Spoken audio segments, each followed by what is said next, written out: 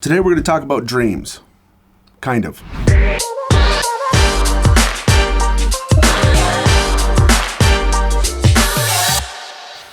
Have you ever had an idea for a film that is so real, that's so vivid in your mind that you can see it, like shot for shot, perfectly, even with your eyes open? You can smell the world that this thing takes place in, and if you tried, you could almost even touch it.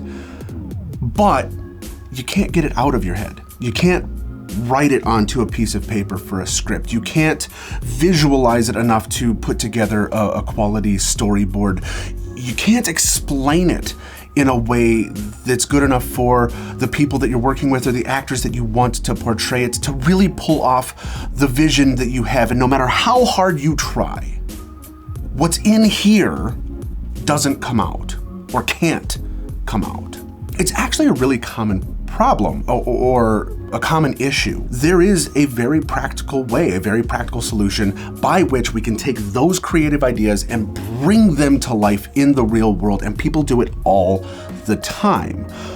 They're called mood boards. This is a tool that every set I have been a part of has, whether it's the television commercial work that I do, or it is narrative filmmaking stuff that I have worked on, whether it's my shoot or somebody else's shoot. Every single shoot has this because this is one of the most crucial and valuable tools you as a filmmaker will ever build. And it doesn't require gear. Now, mood boards or style sheets or whatever you end up calling them is one of the first steps in pre-production, right? When we get into writing our scripts, when we get into doing our storyboards and our shot lists and our location scouting and our wardrobe and our casting and all of the stuff that takes place before we film. A mood board is the sieve by which everything is funneled through. It's where all of the creative and tonal decisions are made. Now, in filmmaking, story is king, right? We can have a beautiful looking film, but if the story sucks, the movie's gonna suck even if it's pretty. That's not what I'm talking about. Our story intrinsically has a tone or a mood or an emotion that goes with it. Now, we're gonna do something that's gonna seem a little stupid, but I do want you to do this with me. The first thing that I want you to do is I want you to close your eyes. Like actually close your eyes. Trust me, this really works. Okay. With your eyes closed, I want you to imagine what it's like waking up. The first of our senses that comes to us is sound.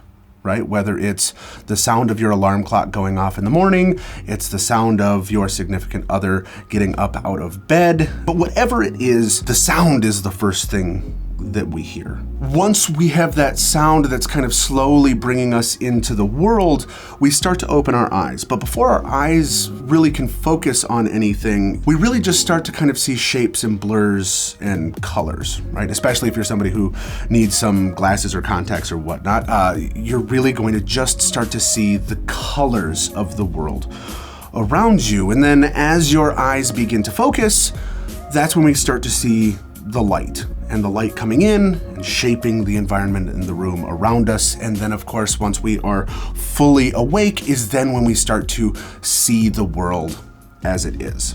Okay, that's kind of the process by which we wake up, whether it's waking up in this world or waking up in a dream. With that in mind, when it comes to building our world creatively, when it comes to figuring out how to express how this world that we're creating, this story that we're making, these characters that we're bringing to life look and feel, this is exactly how we start. The first sense that comes to us is our sense of hearing, right? The sounds of the world around us. And from a mood board perspective, that translates directly to music. I always start with music, and I start by building a playlist of music that has the same feeling that I feel when I'm going through that scene in my head, or that story in my head, or that character, the thing, that kernel of an idea that's here. I know how that feels. And by starting with music that starts to bring that feeling into the real world. So the first thing I do is I build a playlist. Now you can use anything you want when it comes to building a playlist, right? If you're a Google Play person, a Spotify person, an Apple Music person, whatever, because I obviously don't want this video demonetized, I'm not gonna use any copyrighted music. I'm going to use royalty-free music. The benefit, by the way, of making a playlist of royalty-free music or including royalty-free music in your playlist is that, of course, because it's royalty-free, you can then just use that in your piece should you want to. So I use Soundstripe, so we're gonna go here to Soundstripe. I can, from here, go into songs, and I can set moods, genres, pacing, instruments. I have a whole bunch of control of how I want to shape my idea. And for the idea that I have in my head, it's something that's very suspenseful. It's something that has a lot of deep kind of tones to it. So we can kind of scroll through here. Let's see here. Probably something that's dissonant. That's probably good. Suspenseful would be good. Let's go eerie. Okay, so here we go. So here's some things. Let's start to play with some of these here. So,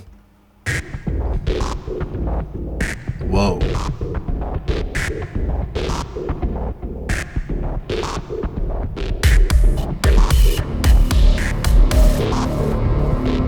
Okay, so this has kind of like a Marilyn Manson meets Trent Reznor vibe to it, which is pretty good. That's kind of in the world. Might be too dark.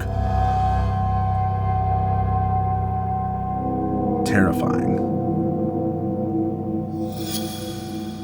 Okay.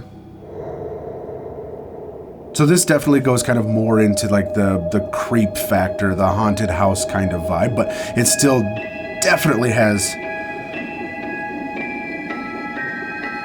God, that's scary.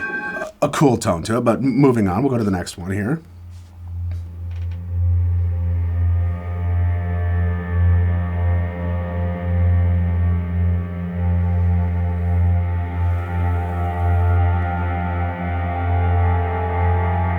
Too drony, not quite the vibe for this piece here. Let's say that I like this track, right? This is the one we were looking at earlier. I like this track, I wanna add it to my playlist. I can go down here, I can just create a playlist here. Let's create a new playlist. We'll call this Making Movies Sample. I will add this to that playlist. And I can go through and do this for any and all the songs that I want to. So anyway, this gives you an example here, but I can go through and I can do this forever. And what I would recommend doing is creating a playlist that is somewhere between at least 15 songs, preferably somewhere over 20. You want enough music in your playlist that you can then have that playing in the background while you're doing the rest of your mood board and your pre-production, because without keeping yourself kind of creatively focused, you can very quickly and very easily fall into the trap of hearing a new cool thing or seeing a new cool thing, and then all of a sudden you get kind of creative ADD, and then by the end of it, you're in a completely different place than where you started, and all of a sudden now the idea that you had so perfectly in your brain has evolved into a thing that you had no intention of it being, and it might not be as good as that original idea. So start with a playlist. Once we have our music identified, right, and we're playing through that music, the next piece we have is color. This one often gets overlooked by a lot of filmmakers because we don't really think about color as being a storytelling tool. We often kind of get caught up in like LUTs. I can make my footage look like this thing or like this, and like that's the color of the movie, but there's so much more to color, whether it's, you know, the wardrobe that your characters are wearing, or, you know, the look of different locations, the paint that's on the walls, you know, the pictures that are in the frames. What's the color of the world that you're building? That again, we can go as macro or as micro as you want to. I would start with macro and work our way down, right? If we have 3 different scenes in our movie that take place at 3 different locations, what are the color schemes of those locations and why? Again, go back to that piece in your head. Go back to that vivid idea that you have and start to draw that out. Now, as far as color goes, we want to go to color.adobe.com. It is free to use. You should have an Adobe ID, whether or not you're paying for Creative Cloud, that doesn't matter.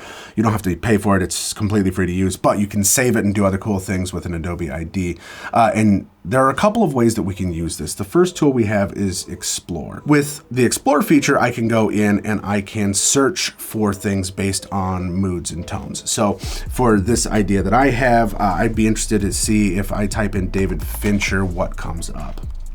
Okay, so here we go. So here are some that kind of hit in this David Fincher vibe, like this one here. I kind of really like this one. So this one's called Gone Girl, David Fincher. Here's some colors. These greens and yellows, browns, dark tones. I really, really like this. So again, I can save these, I can copy them, I can export them, I can add them to libraries, I can do all of those kind of things, and it gives me these values for them. So for the piece that I'm doing, I think that this is a really, really good place to start. So if nothing else, you can just screenshot this, which is Command-Shift-3 on your keyboard. If you have a Mac, I don't know about a PC, but that gives us kind of a color. So that's a good color there. Now I want to have a color for my main character here, and maybe this one here is good. Oh, this is another Gone Girl. Cool. Here's some good colors that I like, blues and kind of these kind of green tones. Another really good color palette. This might be the color palette that I use for my main character, my guy that I'm putting into this sequence. So I'll copy that one out there. Another thing that you can do, which is really cool with Adobe Color, is you can load in photos that you already have, and it will pull color palettes for you off of those. I'm not going to do that here. I've got a couple that I really like. That's all good and fine. But if you do have reference images and you like the colors and the tones of those reference images, you can load those right into here when you're in the Create tab, I believe. Extract from an image. Yeah, so you can go in here, drop an image in here, it will pull one off for you, and then you can load that in or adjust that as you want. But color palettes are super, super huge, especially when you're doing things like wardrobing and set dressing and working, with color after the fact. You can build your world kind of around those colors and add another layer to that story. Once we have our music, which is going to be playing underneath as we're kind of going through the rest of this, we now have our color, which is going to really dictate the world that we're building as far as the set design and the wardrobe and the look and feel of our movie.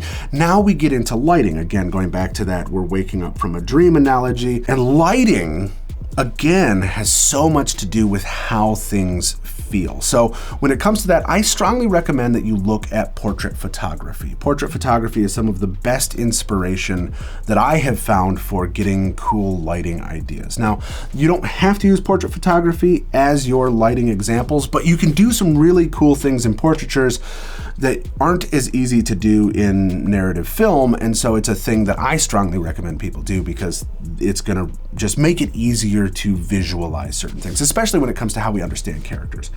And for that, I always go to Google image search. It's a super easy thing. You can start with portrait photography, go here, awesome, portrait photography, and then this gives us kind of a good starting place. And I can refine this down or build it up as much as I want to. So this is a really interesting image. And the other cool thing with Google image search is that it then shows you related images. So I can kind of start going down this rabbit hole of, okay, that's really interesting. We're starting to get into that kind of Finchery vibe here, which I like, but I like the contrast on my character here as far as kind of the way that the light is soft but still direct. So I'll go through and I'll save a couple of these onto my desktop, which gives me the right tone and feel for the visuals that I'm going for as far as lighting goes. Now, we have our music, we have our color, and we have lighting references. The next and final piece is going to be framing, right? This is where we actually have the world built that we are really looking to